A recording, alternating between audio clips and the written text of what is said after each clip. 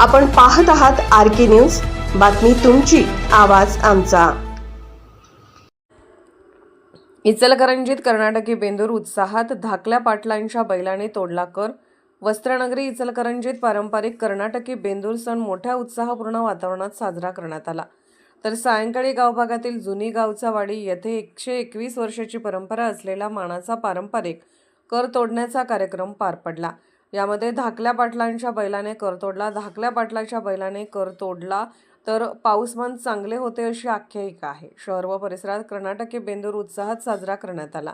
सकाळपासून गाय बैलांना न्हाऊ माखू घातले जात होते। त्यानंतर शिंगांना रंगरंगोटी, अंगावर झूल घालून पुरणपोळीचा नैवेद्य खायला दिला गेला। त्याचबरोबर घरोघरी मातीचे बैल आणून त्याची हरभऱ्याची डाळ आणि गुळापासून बनवलेले कडबोळे शिंगावर ठेवून मनोभावे पूजा करून पुरणपोळीचा नैवेद्य दाखवला।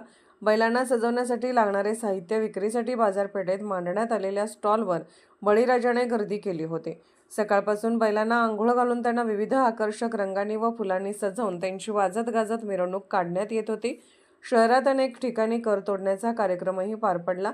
तत्पूर्वी बैल पळवणे शर्यतीत विजयी झालेल्या बैल मालकांनी आपल्या बैलांची वाजत गाजत जल्लोषात मिरवणूक काढली।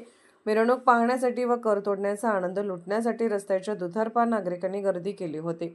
सायंकाळी शतकोत्तर रौप्य महोत्सवाकडे चाललेल्या परंपरेनुसार इचलकरंजी शेतकरी तरुण व बेंदूर उत्सव मंडळाच्या वतीने गावभागातील महादेव मंदिर नजीक पारंपरिक पद्धतीने कर तोडण्याचा कार्यक्रम देवाशीष पाटील, शिवांशीष पाटील यांच्या हस्ते पार पडला। तत्पूर्वी उत्सव कमिटीच्या वतीने घेण्यात आलेले बैल पळवणे शर्यती व जनावरांच्या प्रदर्शनातील विजेत्यांना भाजपचे कोल्हापूर जिल्हा पूर्व विभाग प्रभारी रामकृष्ण वेताळ, सहकार महर्षी कल्लापांना माजी वस्त्रोद्योग मंत्री प्रकाश आवाडे यांच्या हस्ते पारितोषिकांचे वितरण करण्यात आले।